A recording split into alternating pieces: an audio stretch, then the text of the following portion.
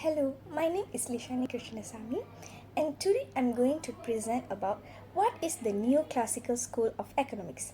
So this is the introduction to the neoclassical of economics. Neoclassical economics emerged in the late 19th century. It expanded on classical economics, focusing on how markets operate and individuals make decisions. The second one is key contribution. Some major contributors include William Stanley Jevons, Carl Manager, Leon Warnes, and Alfred Marshall. The third one is key concept. This school of thought emphasizes rational decision making by individuals. Marginal analysis is a key driver of choices, and markets are seen to achieve equilibrium naturally. And also, this is also about focus area. The main focus is on microeconomics behavior, particularly the actions of the individual and firms. The fifth one is criticism. Neoclassical economics has faced criticism for its simplest assumptions such as perfect competition and for ignoring social factors. The sixth one is legacy. Despite its limitation, it's laid the foundation for many modern economics theories and models. The next slide is about the origin and development of the neoclassical school.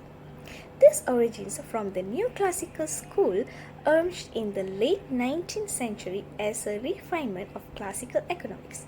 It aimed to address the limitation of value theory and distribution by introducing marginal analysis. The second one is key predecessor. The host is the transformation was spearheaded by brilliant minds just like William Stanley Jevons from England, who introduced the marginal utility. The second one is Karl Menger from Austria, the founder of Austrian economics. The third one is Leon Warnes from France, who developed the theory of general equilibrium. The third one is development. Over time, Alfred Marshall integrated demand and supply analysis, shifting the focus from labor and production cost to individual decision making. Neoclassical economics also embraced the mathematical models for the greater presence. The signification of this school is the thought of revaluations economics by making it more scientific and analyzed. It laid the groundwork for the modern microeconomics and general equilibrium studies. Now we will explore the transformation in economics thought, focusing on the shift from the classical to marginal school and the influence for the new perspective. Let's start with the classical economics school. This school emphasized the production and the labor value theory as the championed by thinkers like Adam Smith and David Ricardo. The primary focus was on the long-term growth and the distribution of wealth. And now we're moving to the marginal revaluation. So here is the economic shift attention to individual behavior and decision making. Marginal utility became a key concept in explaining value, and we should thank the contributors. Lastly, the shift in economics. Value moved from labor-based, which is classical, to the preference-based, which is marginalist. Mathematical tools like calculus introduced precision, enabling concepts like elasticity and marginal cost. Focused shifted to the market efficiency, exploring how prices allocate the resources. Thank you. That's all from me. The discussion about the first extension in economic analysis introduced by the neoclassical school, particularly focusing on utility maximization and individual choice theory, and how this approach added depth to earlier schools like classical and marginalist. The neoclassical school made significant contributions to economic theory, particularly through its extension of economic analysis by incorporating utility maximization, and individual choice theory. This extension focuses on how individuals make decisions to maximize their satisfaction or utility given their constraints, such as income, prices, and available time. This marked a departure from earlier schools like the classical school and marginalist school, both of which laid the groundwork for economic thought, but lack a detailed model of individual decision-making based on preference and utility. Utility maximization, utility theory. In the neoclassical framework, utility refers to the satisfaction or pleasure derived from consuming goods and services. The concept of utility maximization is central to this extension, where individuals are assumed to make choices that maximize their utility. This involves considering different combinations of goods and services and selecting the combination that provides the highest utility given their budget constraint. The marginal utility of a good refers to the additional satisfaction obtained from consuming one more unit of that good. Neoclassical economists build on the marginalist school's idea, but they emphasize the consumers will allocate their resources, such as money and time, in such a way that the marginal utility per unit of expenditure equal across all goods. This is known as equimarginal principle. The equimarginal principle is a concept in economics that suggests individuals or firms to allocate their resources in such a way that the marginal utility per unit of expenditure is equal across all options or activities. In simple terms, when making choices, people will try to balance the additional satisfaction or utility they get from spending their money across different goods or services, so that each goods provide the same marginal utility per dollar spent. For example, if you are deciding how to spend your limited budget on two goods such as goods A and B, the marginal of goods A per dollar spent is MUA over PA. Meanwhile, the marginal utility of B per dollar spent is MUB per PB. The equal marginal principle states for optimal allocation, MUA over PA equal to MUB over PB. This means you should continue reallocating your spending between A and B until the marginal utility per dollar is equalized. If one good gives more utility per dollar, you will spend more on that good until the marginal utility per dollar spent is the same across both goods. The equal marginal principle is essentially a guideline for efficient resource allocation. It tells consumers or firms to distribute their resources such as money or time in such a way that no further reallocation can increase total satisfaction or benefit. Comparison with classical and marginalist school. The classical school, led by Adam Smith and David Ricardo, primarily focused on broad concepts like the labor theory of value and the distribution of wealth between land, labor, and capital. While they recognized human motivation and individual action, they did not emphasize detailed utility-based decision-making. The marginalists, like Gibbons, Menger, and Walras, introduced the concept of marginal utility, but their treatment of individual decision-making was more abstract and less focused on maximizing utility within the confines of individual choices and constraints. The neoclassical school added depth by formalizing these ideas and connecting individual preference with optimal decision-making. They use mathematical tools to model how individuals allocate resources efficiently across various goods and services. Individual choice theory, rational choice model. The neoclassical approach further refined the concept of individual choice through the introduction of rational choice theory. This theory assumes that individuals are rational actors who have well-defined preference and are capable of making decisions that maximize their utility. It implies that individuals will weigh the costs and benefits of different options, choose the one that maximizes their utility, and adjust their decisions when conditions change, such as price or income changes. Budget constraints. A critical addition made by neoclassical economists is the concept of budget constraints. This recognizes that individuals have limited resources, like money or time, to allocate various goods and services. The theory of consumer choice is now a key focus, where the budget constraint interacts with preference to determine the optimal consumption bundle. A key tool here is the difference curve analysis, which helps to model consumer preference between different combinations of goods. Comparison with classical and marginalist school. The classical school did not have a formalized model for individual decision making constrained by income or price. Their focus was more on aggregate economic performance and the distribution of income across different classes, such as workers, capitalists. The marginalists introduced the concept of marginal utility and individual choice, but did not fully integrate the idea of constraints into their model. They did not have a systematic framework for analyzing how individuals maximize utility subject to income and other limitations. The neoclassical school extend these marginal concepts by incorporating explicit models of consumer choice, which not only accounted for preference, but also for real-world constraints such as budget limits and market price. Impact on economic theory. The inclusion of utility maximization and individual choice theory allowed neoclassical economics to provide more precise, mathematically rigorous models of decision making.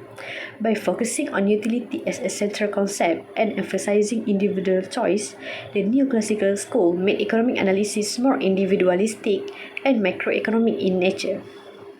This approach provides the foundation for modern consumer theory and market demand analysis. It also influenced the development of important concepts like price determination and market equilibrium, which rely on the idea that consumers act to maximize their utility while responding to changes in price and income. In conclusion, the neoclassical schools focus on utility maximization and individual choice theory, provided a critical extension of economic analysis that deepened our understanding of how individuals make decisions. This approach added rigor to earlier economic theories by introducing formal models of behavior that account for both preference and constraints. Compared to classical school, which was more concerned with aggregate production and distribution, and the marginalists who focused on marginal utility but did not develop full models of individual decision making, the neoclassical school brought a much needed analytical depth that laid the groundwork for modern macroeconomic theory. I will now discuss the second extensions of economic analysis by the neoclassical school, focusing on the marginal productivity and the factor markets.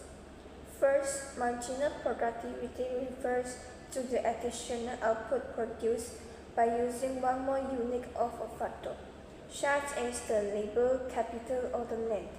According to the neoclassical school, each factor is compensated based on its contributions to production and the margins.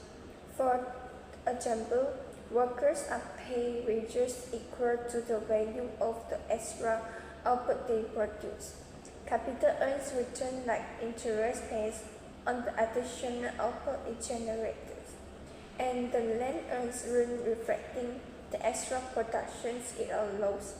This approach ensures that each factor is fairly and efficiently rewarded for its role in the production process. So the next one is the factor markers are where the factors of productions, such as the labor, capital, and land, are both and shows the neoclassical schools explain that the price of these factors are determined by the interactions of the supply and demand.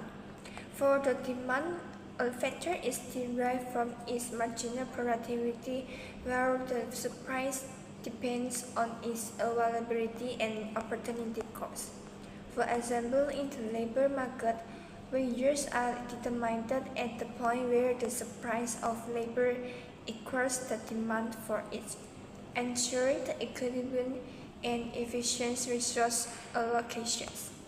This framework integrates marginal productivity with particular market dynamics to explain how income is distributed and resources are allocated in an economy. Now compare the neoclassical approach to marginal productivity and factor markers with the perspective of the classical and marginal schools. First, let's examine the marginal productivity. The neoclassical schools emphasize the factor price such as the wages, rent, and interest are determined by the marginal productivity of each factor.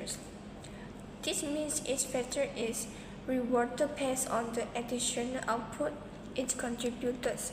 For example, a worker is paid wages equal to the value of the extra output they generate.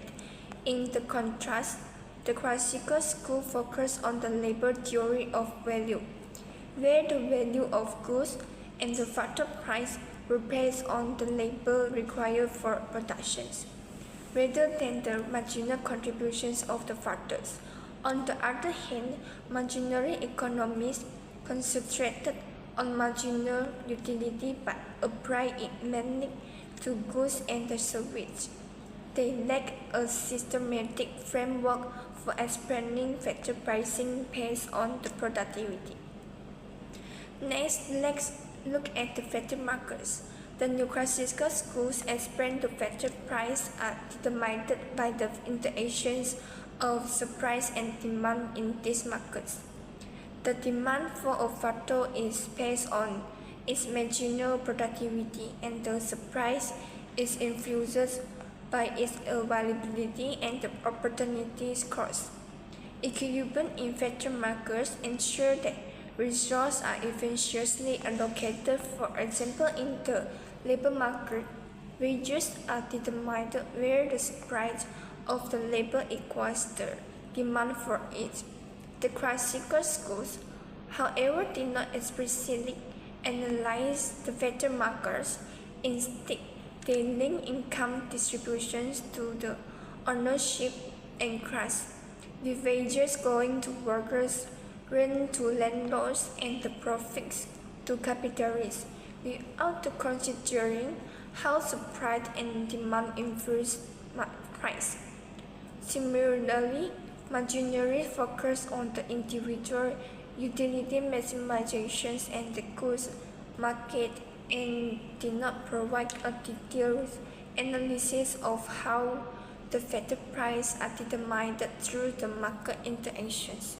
So hi everyone, my name is Nurila Dira binti Salihin and also my metric number is 294884.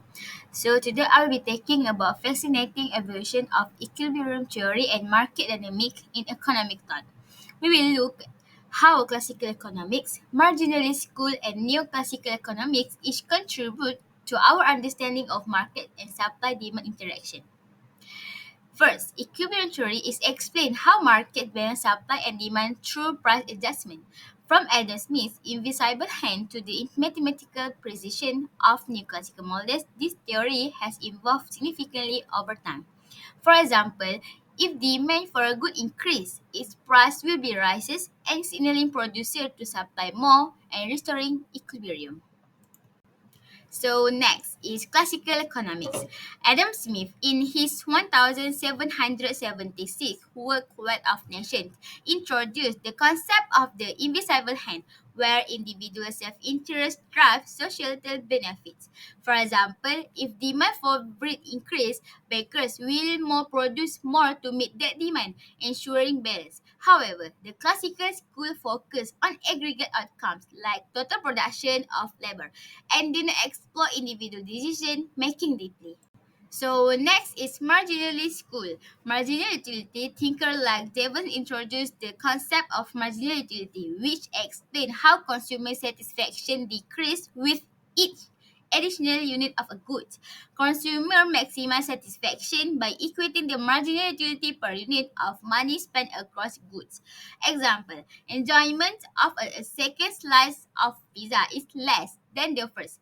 This principle help model demand, but the marginalist school often focus on isolate market without connecting them.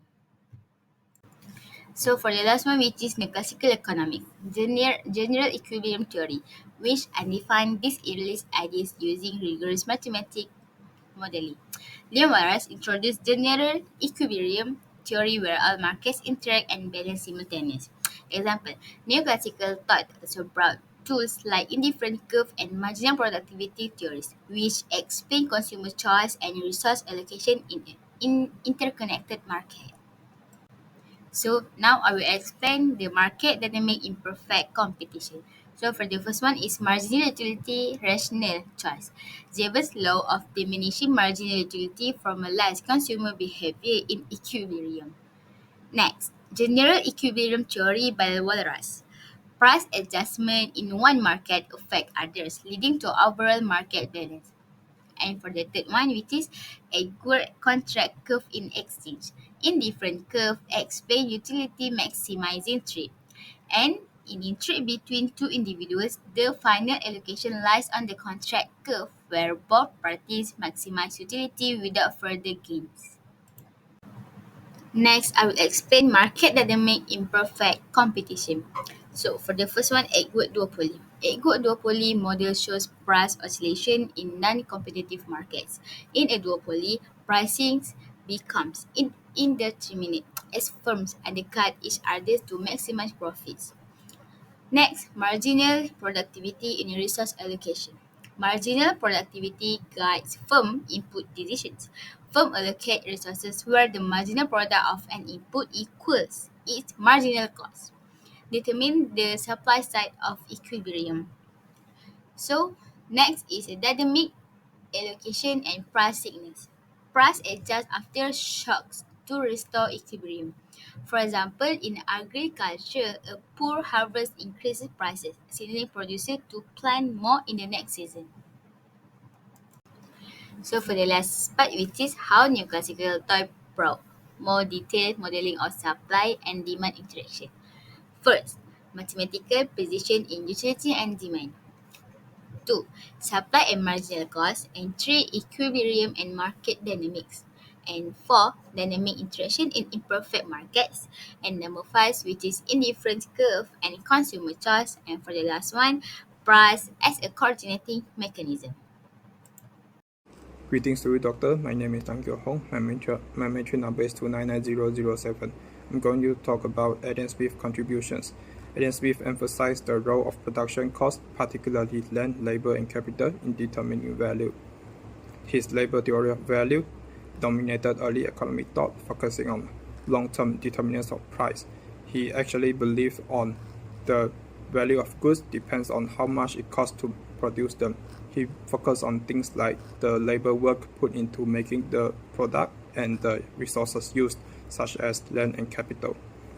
Adam Smith was also the leader of the classical school. The classical school laid the foundation for understanding the macroeconomics dynamics, such as productivity, economies of scale. His ideas were mainly about the supply side of the market, looking at how products are made and the other long-term determinants that influence the price. Next, I'm talking about the contributions of William Stanley Jevons. William Stanley Jevons was an English economist, and he was also the leader of the marginalist school. He introduced the concept of marginal utility. He was focusing on how individual preferences and consumption decisions determine the value of something in the market. He said that the value of something comes from how much people want it and how useful the last unit of it is to them, which means the marginal utility. Marginal utility is the extra satisfaction consumers get from consuming one additional unit of that good.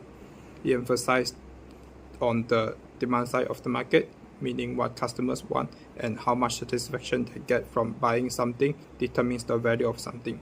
For example, diamond. Diamond itself is useless, but because of it brings satisfaction to consumers, and so the demand of the diamonds in the market is high, which cause the value of diamonds become high too.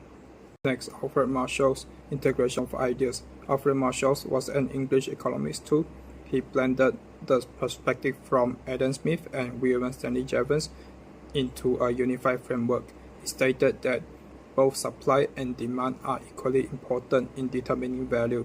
He brought these ideas together, and he said that the supply, which means the cost of making a product, and the demand, how much people want a product and find it useful, is are equally important in determining the price of a product. His famous metaphor of scissors actually explained the relationship between the supply and the demand. He compared the relationship between supply and demand to a pair of scissors. Just like you need both blades of a scissor to cut a paper, you also need both supply and demand to set a price of a product in the market. Next, I will be explaining how this integration contributes to the neoclassical view on value and market prices. Unlike the ideas from Adam Smith and Jevons, Marshall actually integrated these ideas and shifted the focus from a singular determinant of value to a dual approach.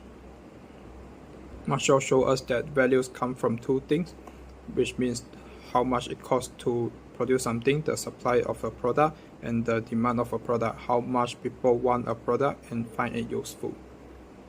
Besides, Alfred Marshall also developed a concept of price elasticity of demand, which refers to the changes of price affect the quantity demanded for a good, like whether people will buy less of a good if the price of that good goes up a little. Alfred Marshall also formalized the relationship between short-run prices and long-run prices. He said that the prices in the market are decided by long-run prices and short-run prices. Short-run prices means how much people want something right now, and the long-run prices means the production cost of that product. Last but not least, Alfred Marshall also created a tool named partial equilibrium analysis to study how supply and demand balance out each other in the market to set a price in the market. Next, I will present about neoclassical idea, impact to contemporary economics and policy making. The first impact of neoclassical idea to contemporary economic and policy making is microeconomic analysis. Neoclassical idea like marginal utility, consumer surplus, production theories, and cost analysis are used to economic modeling, guide for business strategies, and government involvements. The second impact is policy formulation. The idea of market efficiency, like free market policy, deregulation, and welfare economy influence global trade and fiscal policy. Policymakers can use neoclassical principle to support for free market, and they believe that the market can self-regulate effectively. Policymakers are also use demand and supply from neoclassical ideas. Policy often aims to balance demand and supply to achieve equilibrium, and they believe that a adjust in price can naturally correct the market imbalance. Lastly, I will present about the conclusion. First is Adam Smith from classical school. Adam Smith emphasized the supply side of the market, which is cost of production, as the significant determinant of price. The framework for comprehending the macroeconomic dynamics of markets, such as productivity, economic of skill, and the division of labor, was established by the classical school. Second, William Stanley Jevons from marginalist school. William Stanley Jevons emphasized the demand side at the market, which is utility as the significant determinants of price. Marginalist school focus on how individual preferences and consumption decision will affect the value. The last one is Alfred Marshall from neoclassical school. Alfred Marshall emphasized both supply, which is cost of production, and demand, which is utility, as the significant determinant of price.